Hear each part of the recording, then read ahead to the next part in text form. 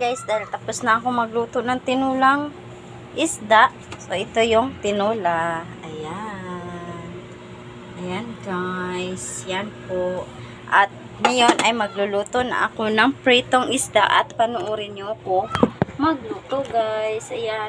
So, mainit na yung kawali natin. So, ilagay na natin yung isda at pahinaan natin ang apoy.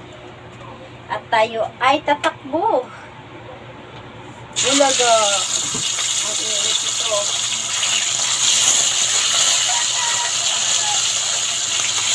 Oh my God.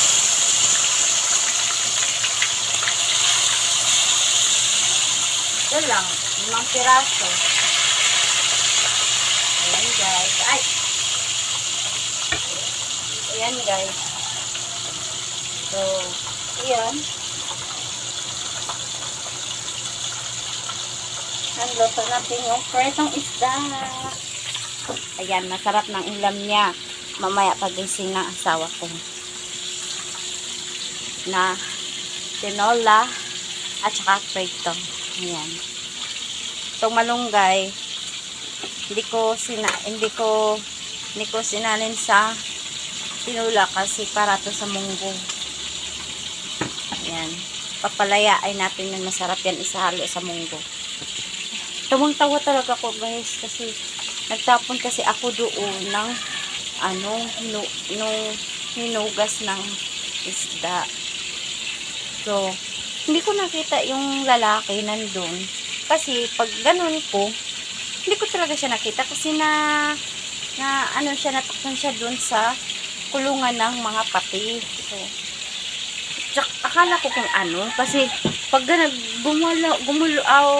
umano na yung ulo niya, hindi ko siya napansin. Tawang-tawa ako, naawa ako. So, ayan. Yan lang, guys. Sinishare ko lang sa inyo kung anong ginagawa ko ngayon, umaga. At nagluto ako. Ayan. Kulang pa ako sa tulog. Gusto ko pang matulog, pero kailangan ko pa magluto para pagising yung darling ko, may ulam na. Hindi na ako problema. Ayan. So, ayun lang, guys. At sana i-share nyo ang aking video. At sa YouTube channel ko po, Yuri Vlog and Broken Vlog. Sana share, comment naman kayo doon. At subscribe. Sana hindi kayo magsawa sa akin